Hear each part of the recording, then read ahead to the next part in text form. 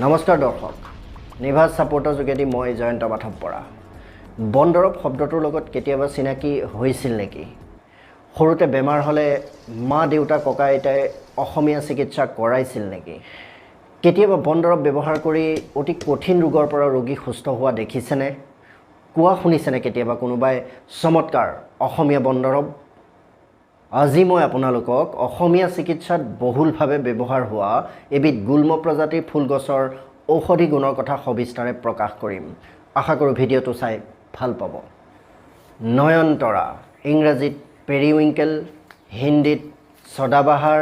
আৰু সংস্কৃতত এটি সুন্দৰ নাম নিত্যা কল্যাণী ভাৰতবৰ্ষৰ প্ৰায় সকলোতে সহজলভ্য বছৰৰ 12 মাহেই ফুলি থকা এজোপা সাধাৰণ গছ গুণ কিন্তু অসাধাৰণ হয়তো মনত পৰি গৈছে আপোনাৰ ঘৰৰ চোতালত সাধাৰণ যত্নতে টকবককৈ ফুলি থকা গছজোপালৈ ফুলনি বাগিচাৰ সৌন্দৰ্যবৰ্ধন আৰু পূজা অৰ্চনাত ফুল ব্যৱহাৰ কৰাৰ বাহিৰে আন বিশেষ কামত এইবিধ গছ ব্যৱহাৰ হয় বুলি নাভাবো বা আমি নাজানো জাচি দিয়া সোণৰ মূল্য নোহোৱাৰ দৰে সাধাৰণ যত্নতে লহপহকৈ বাঢ়ি অহাৰ বাবে আমি এইবিধ গছক বিশেষ চকু নিদিওঁ আৰু যত্নও নলওঁ কিন্তু আপুনি জানেনে এই জাচি দিয়া সোণৰে আছে অপাৰ গুণাগুণ সকলো কম এই ভিডিঅ'ত প্ৰথমে আৰম্ভ কৰোঁ নয়নতৰা গছৰ চিনাকিৰে যদিও বা আপোনালোকে চিনি পাই তথাপিও কওঁ গছবিধ কাণ্ডৰ সৈতে সংযুক্ত এবিধ বৰ্ষজীৱী গুল্মজাতীয় উদ্ভিদ নানা প্ৰতিকূল অৱস্থাতো এইবিধ গছ বছৰ পিছত বছৰ ধৰি বাচি থাকিব পাৰে কেইবা বছৰ ধৰি বাচি থাকিলে এইবিধ গছ 4 পৰা 4.5 ফুট পৰ্যন্ত ওখ হ'ব পাৰে সাধাৰণ উচ্চতা এইবিধ গছৰ 1.5 পৰা 2.5 ফুটমান হ'ব পাৰে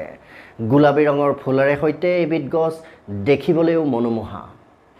এতিয়া আহোঁ আচল কথালৈ যিটো উদ্দেশ্যত ভিডিঅ'টো বনাইছোঁ আপোনাক বাৰু ডায়েবেটিছ বা বহুমূত্ৰ ৰোগে পাইছে নেকি নে আপোনাৰ কোনো নিকট আত্মীয়ক পাইছে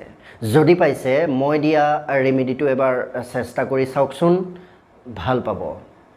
ইয়াৰ বাবে আপুনি বিশেষ একো কৰিব নালাগে মাত্ৰ এজোপা নয়নতৰা গছ ৰোপণ কৰক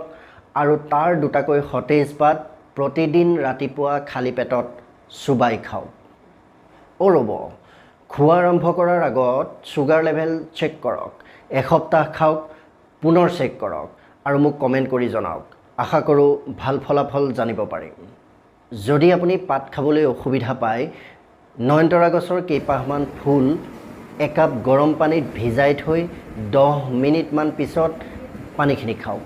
বা আগদিনা ৰাতি পানীত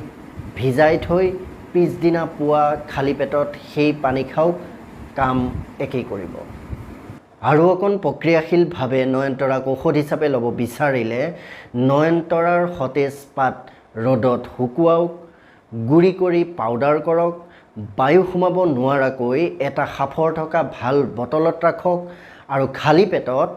আধা চামুচকৈ একাপ পানীৰ লগত মিহলাই প্ৰতিদিন ৰাতিপুৱা খাওক যদি আপোনাৰ ছুগাৰ লেভেল বেছি হৈ আছে কণ্ট্ৰল আহি যাব বৈজ্ঞানিক ভিত্তি নাথাকিলে মই একো নকওঁ আপোনাৰ উপকাৰ হওক বুলি বনোৱা প্ৰতিটো ভিডিঅ'ৰ বাবে এক পৰিপূৰ্ণ অধ্যয়ন কৰিহে আগবাঢ়োঁ বিজ্ঞানৰ দৃষ্টিৰে যদি চাওঁ তেজত ইনচুলিন নামৰ হৰম'নবিধৰ অভাৱ হ'লে খাদ্যৰ পৰা সৃষ্টি হোৱা গ্লুক'জ অণু বা ছুগাৰ শক্তিলৈ ৰূপান্তৰ সম্ভৱ নহয় যিহেতু ইনচুলিনে ছুগাৰ অণুসমূহক ভাঙি দিয়ে ফলত শক্তি উৎপন্ন হয় আৰু দেহকোষে ইয়াক লাভ কৰে মানৱ দেহৰ পেংক্ৰিয়াছ বা অগ্নাশয়ত থকা বিটা চেলে ইনচুলিন নিঃসৰণ কৰে সঠিকভাৱে বিটা চেলে ইনচুলিন নিঃসৰণ কৰিব নোৱাৰিলে তেজত ইনচুলিনৰ অভাৱ হয় আৰু ছুগাৰ অণুৰ বিভংগন নোহোৱাৰ ফলত ইয়াৰ পৰিমাণ বৃদ্ধি হৈ গৈ থাকে দেহকোষে শক্তি নোপোৱাৰ ফলত শৰীৰ দুৰ্বল হ'বলৈ ধৰে যদি সঠিকভাৱে বিটা চেলক কাৰ্যক্ষম কৰি ৰখা হয় বা শক্তি প্ৰদান কৰা হয় তেন্তে এইবোৰে সঠিক পৰিমাণৰ ইনচুলিন নিঃসৰণ কৰিবলৈ সক্ষম হ'ব আৰু ফলত ডায়েবেটিছ অসমীয়াত মধুমেহ নিয়ন্ত্ৰণত থাকিব আয়ুৰ্বেদিক তথ্যৰ মতেদি গছ বনত পোৱা কেতবোৰ উপকাৰী এলকলইডছে বিটা চেলক শক্তি দিয়ে আৰু সক্ৰিয় কৰি ৰাখে ভাৰতবৰ্ষত প্ৰাচীন কালৰ পৰা চলি অহা ৰোগ নিৰাময় ব্যৱস্থাৰ মূল আধাৰ হৈছে আয়ুৰ্বেদ। আয়ুৰ্বেদে দেখুৱাই দিছে সহজলভ্য গছলতিকাৰ দুৰ্লভ গুণ, যাক আধুনিক বিজ্ঞানেও স্বীকাৰ কৰি লৈছে। ভালদৰে জানিব বিচাৰিলে আপুনি পঢ়িব পাৰে ডক্টৰ বসন্ত লেডৰ the complete book of Ayurvedic remedies. Alkaloids হৈছে উদ্ভিদৰ পাত আৰু ফুলত থকা নাইট্ৰজেন সমৃদ্ধ এবিধ যৌগ, যাৰ দ্বাৰা উদ্ভিদে নিজকে আন পৰজীৱীৰ পৰা ৰক্ষা কৰে। এলকলইডছ যিহেতু এচিডিক, গতিকে অধিক মাত্ৰাত এলকলইডছ থকা উদ্ভিদৰ পাত আৰু ফুল তিতা হয়, ফলত তৃণভোজী জীৱ জন্তুৱে ইয়াক নাখায়। নয়নতৰাত প্ৰায় 100ৰো অধিক বিভিন্ন প্ৰকাৰৰ এলকলইডছ পোৱা যায়। ইয়াৰ ভিতৰত উইনক্ৰিষ্টিন আৰু উইনব্লাষ্টিনে নয়নতৰাক কৰি তুলিছে ঔষধি আৰু গুণাকৰ। এই দুবিধ এলকলইডছৰ বাবে নয়নতৰা হৈ পৰে কেঞ্চাৰ প্ৰতিৰোধীও, অৰ্থাৎ ডায়েবেটিছৰ বাবে ব্যৱহাৰ কৰোঁতে ই আপোনাৰ শৰীৰৰ ৰোগ প্ৰতিৰোধ ক্ষমতাও অত্যন্ত শক্তিশালী কৰি তোলে। যদি আপুনি অধিক পৰিশোধিতভাৱে নয়নতৰাক ব্যৱহাৰ কৰিব খুজিছে, তেন্তে গুগলত সদাবাহাৰ পাউডাৰ বুলি চাৰ্চ কৰিলেই মন পচন্দৰ ব্ৰেণ্ড চিলেক্ট কৰি ল'ব পাৰিব। ব্যৱহাৰকাৰীসকলৰ পৰা প্ৰমাণিত হৈছে নয়নতৰাৰ ফুল পিচি মুখমণ্ডলত লেপন দিলে মুখৰ বৰণ উজ্জ্বল বগা হৈ পৰে। পাত পিচি ৰস উলিয়াই নাৰিকল তেলৰ লগত মিহলাই চুলিত লগালে চুলি ক'লা হয়।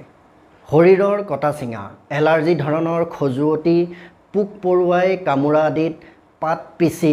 লেপন দিলে অতি শীঘ্ৰে নিৰাময় হয়। নয়নতৰাৰ অপাৰ গুণ, তাৰ কিছুহে আপোনালোকক জনালোঁ। লগতে কওঁ, নয়নতৰাক ঔষধ হিচাপে ব্যৱহাৰ কৰাৰ আগতে বিশেষজ্ঞৰ পৰামৰ্শ লোৱাটো ভাল হ'ব,